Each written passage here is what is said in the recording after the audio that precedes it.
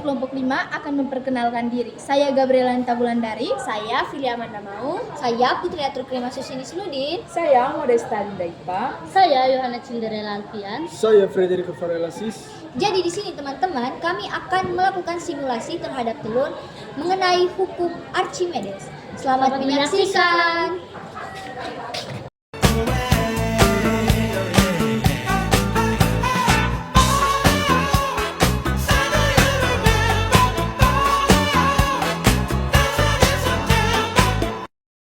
A. Tujuan pembelajaran: menganalisis besar gaya Archimedes pada telur, menyelidiki konsep benda terapung, melayang, dan tenggelam pada telur dalam larutan air garam dengan variasi konsentrasi, menerapkan konsep fisika pada peristiwa mengapung dan tenggelamnya telur. B. Bahan literasi: hukum Archimedes menyatakan bahwa setiap benda yang tercelup sebagian atau seluruhnya ke dalam fluida akan mengalami gaya ke atas atau gaya apung yang besarnya sama dengan berat fluida yang dipindahkan ke benda tersebut.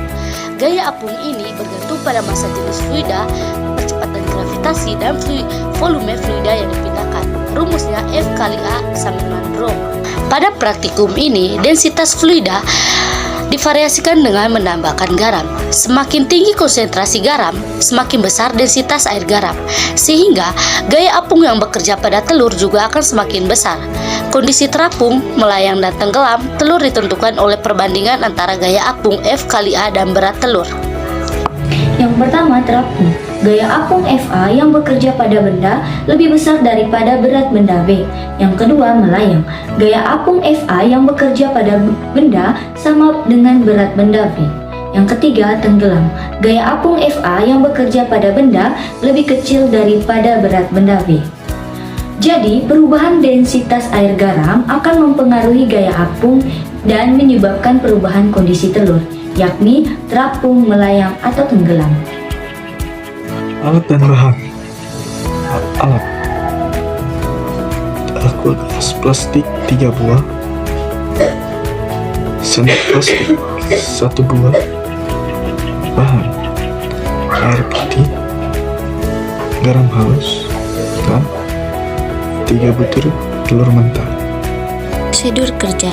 Yang pertama, siapkan alat dan bahan yang diperlukan untuk melakukan percobaan.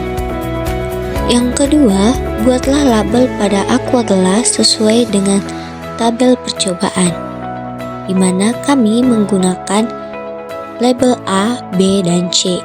Yang ketiga, aqua gelas diberi air, jangan sampai penuh agar pada saat memasukkan telur airnya tidak tumpah.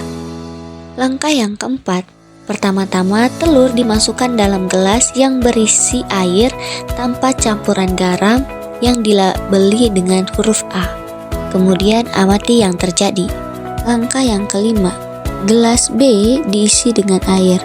Setelah itu, dimasukkan 1 sendok garam, aduk perlahan-lahan sampai merata, dan masukkan telur ke dalam gelas. Langkah yang keenam, isilah air pada label C. Jangan sampai penuh, kemudian masuklah 3 sendok garam. Aduk secara perlahan-lahan hingga merata. Kemudian masukkan telur ke dalam gelas. Amati keadaan yang terjadi pada ketiga telur tersebut. Proses ini akan dijelaskan pada hasil pengamatan. Yang berikut data tabel pengamatan. Yang pertama ini tanpa garam. Peristiwa yang terjadi, air tawar memiliki densitas atau kepadatan lebih rendah daripada telur, sehingga telur dapat tenggelam. Yang kedua, 1 sendok garam. Peristiwa yang terjadi ini, densitas air sedikit meningkat, tetapi belum cukup untuk membuat telur mengapung sepenuhnya. Yang ketiga, 3 sendok garam. Peristiwa yang terjadi, densitas air meningkat cukup signifikan sehingga lebih besar dan dari densitas telur menyebabkan telur dapat mengapung. Telur yang dapat mengapung di air garam karena densitas air garam lebih tinggi daripada densitas telur.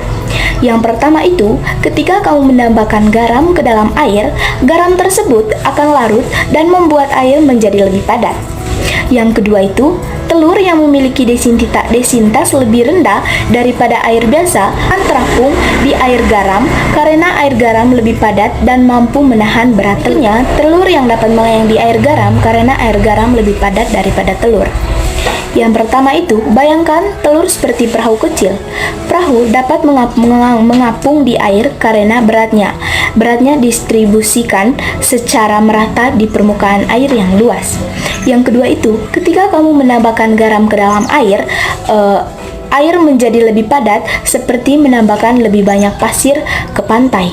Yang ketiga itu, karena air garam itu lebih padat, telur dapat mengapung di atasnya karena air garam mampu menahan berat telur. Telur dapat tenggelam di air biasa karena densitas telur lebih tinggi daripada densitas air biasa. Densitas adalah ukuran seberapa padat suatu benda. Telur memiliki banyak zat padat di dalamnya sehingga densitasnya lebih tinggi. Air biasa memiliki densitas yang lebih rendah sehingga telur akan tenggelam karena air tidak dapat menahan berat telur. Kita bisa membayangkan seperti ini. Ketika kita melempar batu ke dalam air, batu tersebut akan tenggelam karena lebih padat daripada air. Telur juga sama, hanya saja tidak seperti batu.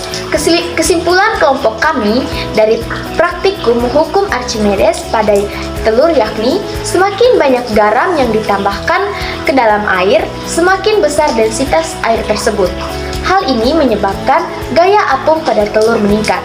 Ketika gaya apung melebihi berat telur, telur akan mengapung. Sebaliknya, di air tanpa garam, telur tenggelam karena gaya apung lebih kecil daripada berat telur. Hukum ini membuktikan prinsip hukum Archimedes, yaitu bahwa suatu benda akan mengapung jika gaya apung yang bekerja padanya lebih besar daripada berat benda tersebut.